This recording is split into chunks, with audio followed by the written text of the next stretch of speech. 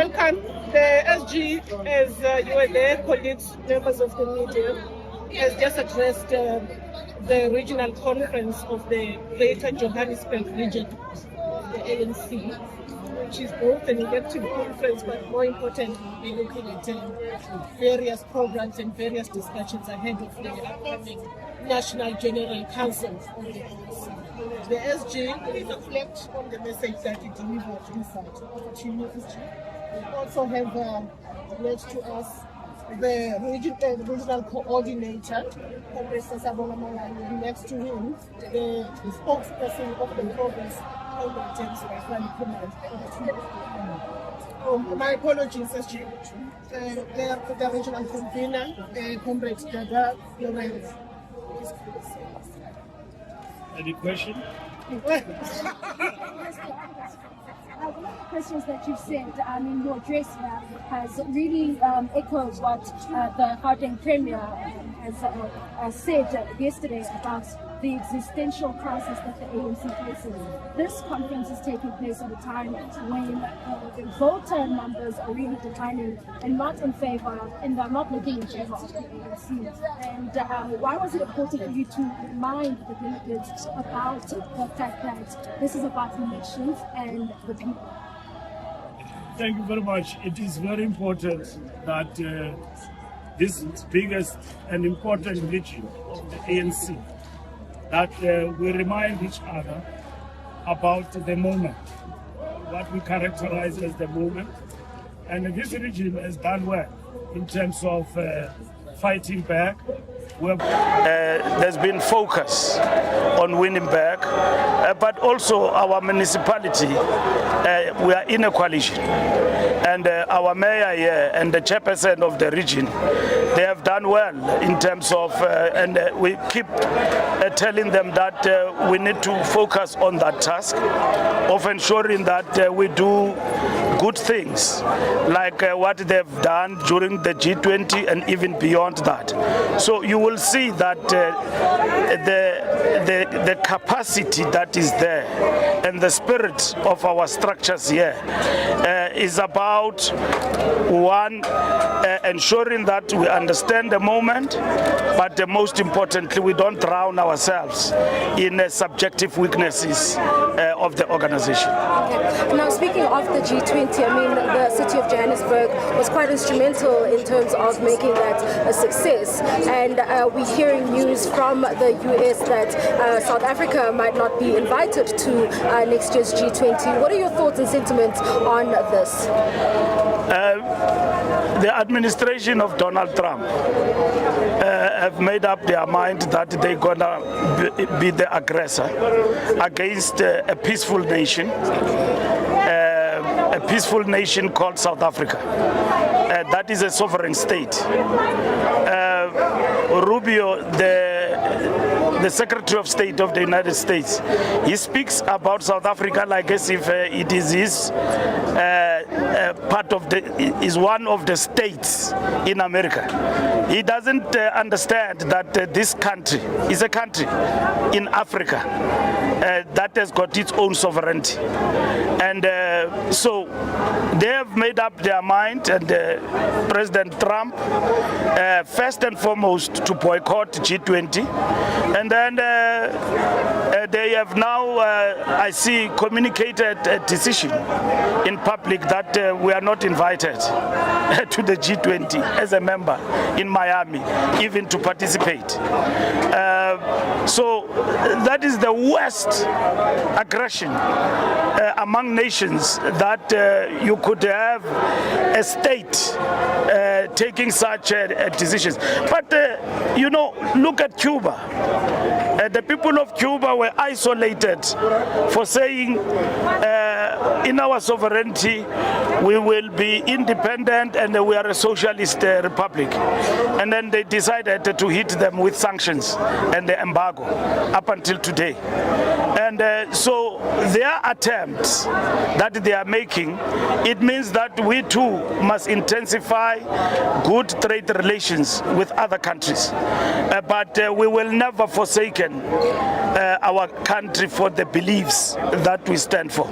Our sovereignty, multilateralism, and those are the things that we stand for, that we will pursue with other countries, but we also stand for peace. And that is what South Africa stands for. Thank you very much. Sorry, we are involved in all other media houses. ENCA, right. after followed by Kaya. I'm afraid I'm not connected to my camera operator. I'm just going to ask 2 minutes when this is done. Okay, we'll come back. Are you not live? Yes, we are live. Yes. We'll come back to Kaya FM. Yes, thank you so much. SG, it's Omalemani Kindness. SG, vote buying is also a concern. What can you say to the delegates, or have you spoken to them? Well, there are such allegations, but they are not proven anywhere. There is contest, but it's peaceful. So our organization is coming of age. We are not where we used to be before. You will come to an ANC event, like a conference like this, where there is competition among leaders, and then there will be insults, flying of chairs. Look at the peaceful nature of this conference. It's something that we have managed to register in the past 2 years in intensifying renewal, that people now begin to appreciate that we belong to an organization that is called the ANC, that we've got to protect as its members. There's nothing wrong with the contest of leadership. It's actually something good, but it must be healthy. And it is happening in all our conferences without exception in the country, where regional conferences are taking place. We don't see anarchy, flying of chairs. Of course, it is robust and all of that, sometimes heated, but not to where you could say we are still here, even after so many years in terms of renewal. We see not glimpses, decisive, positive response from the side of our membership on the renewal project of the ANC. Now, there have been comments that have been made by national government about the ability of some members to be able to sing, and yet there's no capacity. Do you believe that those who will be elected in this conference will have the capacity to regain the lost ground that the ANC has suffered at local government level, and to also be able to run municipalities that are effective and are efficient and do address all the needs and the services of the people? This conference will be focused on that, to consolidate our power in Johannesburg, and at the same time build on the good work that Dada Morero and his team are leading in Johannesburg. And you can see that working together, united as the African National Congress, we will wrap off positive results for the masses of our people here in Johannesburg. These delegates understand the mammoth of task we are actually facing as this region, as this city, and that is what is important. Factionalism is also an issue. You've also raised it here, and poking fun and even calling on the different factions that some members might be calling out here. Why was it important for you to raise the issue of factionalism? Because is it because of the dwindling numbers or the fear of being in the leading from the opposition benches? We are building the ANC root and branch, and you will see the results. That factionalism will dwindle away, and that our structures are going to be very decisive. I've pointed to you the positive atmosphere that we have seen, that you would not have seen some 10 years back in the ANC activity. You would have seen people outside when the conference is on. They are all inside, single-minded. Of course, there will be leadership, but leadership is not the only issue. And you would have seen that the discipline. So those things don't just happen. They happen because structures respond to a particular modus operandi of the ANC. And we are now in building the ANC root and branch. One of the important features of that renewal project project is the discipline, is the focus on the work of the organization. Internally build a strong ANC in order to ensure that we are actually able to come back in big numbers and influence society in a positive direction. But most importantly, deliver. I mean, one of the things that we have begun to learn through Madanga and all of that, capacity is important for the movement and for the state. So the people that get appointed must have some level of capacity. The display that we have begun to see to some of the people who have been entrusted with responsibility in government, just if you look at the Madanga Commission, it raises questions as to where did these people come from? How did they make it to that highest level of leadership? About the people who have made it to higher echelons of government, but do you not think that this is perhaps a failure on the part of the ANC to vet sufficiently those who are then deployed into these offices and ensure that they will uphold good ethics when they are in office? Let me give you an example. In Ekurhuleni, when the ANC was in charge there, we appointed good administrators, good people in positions of power. When the ANC was disposed of in Ekurhuleni, then all good people were put aside, suspended. Sometimes with not valid and convincing reasons. ANC runs effective administration. When we were in charge here in Johannesburg, right, Pakstau, successive mayors up to Masondo, and today we have Dada Morero who's leading under a coalition.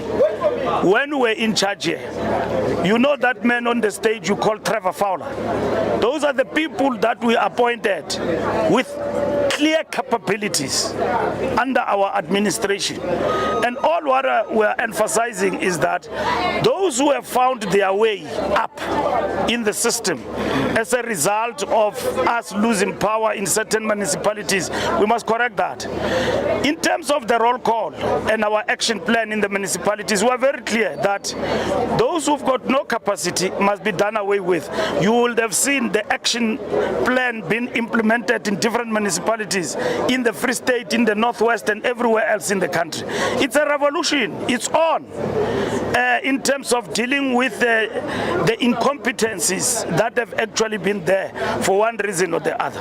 Okay. Now, what would be your stance on immigration, given the fact that it's one of the major issues that has come up in this very region? I mean, the inner city, there are informal traders, some of them, most of which are illegal traders. We've seen the mayor currently trying to address that issue. Who's allowed to trade in South Africa, and what is your stance as the ANC on the immigration challenges which have brought about groups that are mushrooming and taking the law into their own hands by removing those informal traders and even removing children of illegal immigrants in schools? Your stance on that, and what do you do to address it? I'm no longer talking theory. The mayor here is leading from the front in terms of that particular matter, and they must intensify. We support them as the ANC in terms of ensuring that our immigration laws are not misused to get people in the country that are not supposed to be here. And Dada is leading with regard to that. Very clear. He went to court, he won, and is doing a fantastic job when it comes to that. Thank you very much. Amplify that question, Mayor. Well, I think who is allowed to trade? In terms of the city's laws or bylaws of the city, South African citizens are allowed to trade. Naturalized citizens are also allowed to trade, and you then have a category of those that are referred to as refugees and asylum seekers, which are treated differently in accordance to their payments. So basically, that's where we are, but we are well ahead with the program of stabilizing informal trading in the city. So everything is going well and it's on track. Okay. Thank you very much. Sasawanda, you will be looking to be reinstated for a second term. How are you feeling right now, and are you confident that you will be able to win the hearts of the delegates who are here right now? The branches of the ANC have spoken. You will know the nominations have been published. although illegally, and overwhelmingly the branches of the African National Congress, they want us to continue with rebuilding and renewing the ANC. Of course, now you have delegates that are coming from those branches.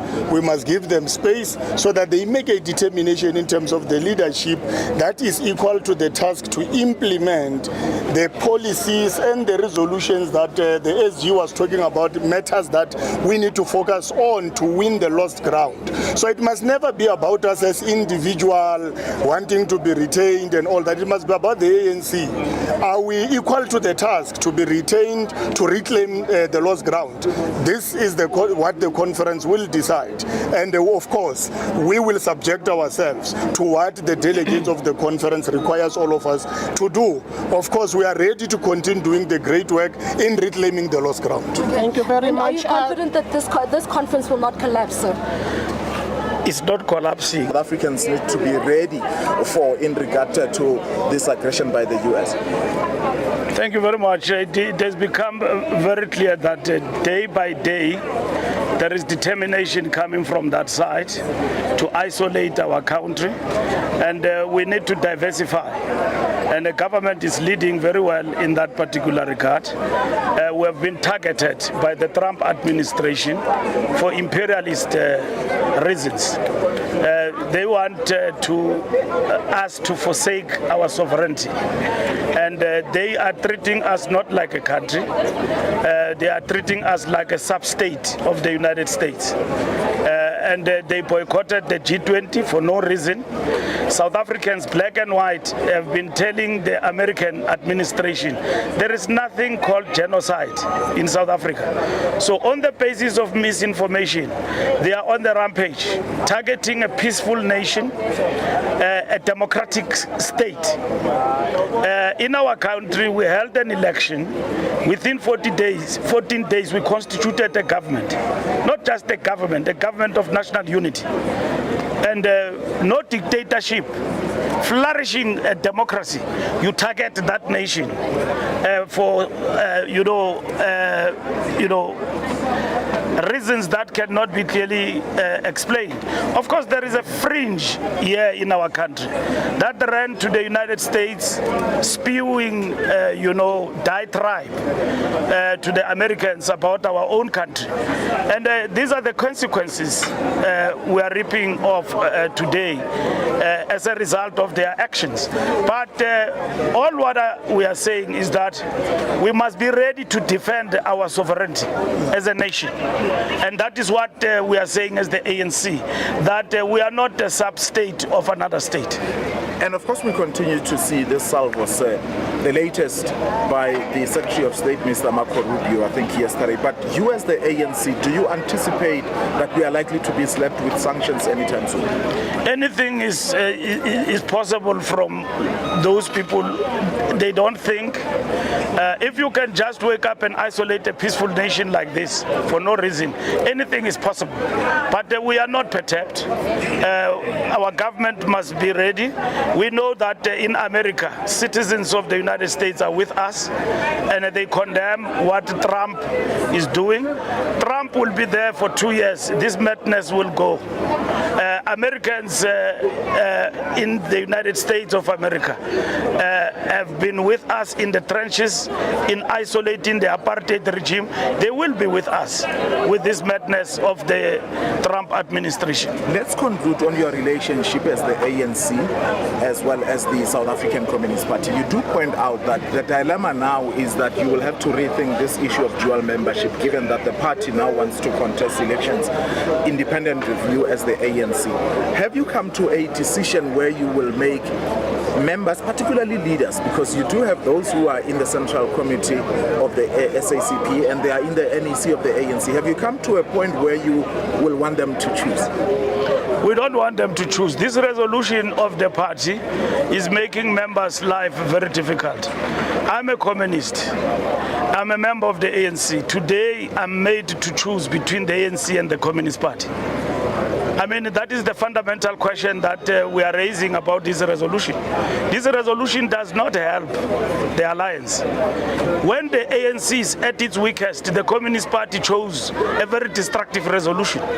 When we have been in the trenches with them, communists, side by side, and all of that, during a period where our movement is facing existential crisis, at our weakest, we are now confronted with this. I can imagine what is going to happen to communists in the ANC who are going to be made to choose between the party and the ANC, and they are going to choose the ANC.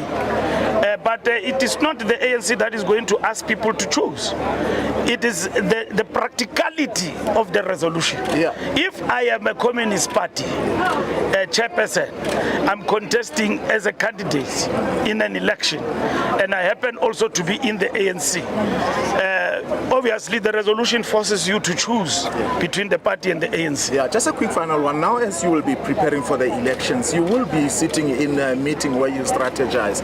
Will members of the SACP, who are members of the ANC, be allowed to sit in those meetings? Obviously, practically, that is not possible, because they will be started. They have started actually. They will be sitting on their own. But we have taken a decision that look, we will look at the practicality of this and what are the implications, and deal with it as the ANC. For now, on Monday, we are reporting to the General Council and what we have done to try and preserve this, and we have failed because there is a resolution of the Communist Party that is before us, and so the General Council will reflect, but over and above that, the NEC will have to implement the implications of this decision going forward. All right, thank you so much for your time. Thank you.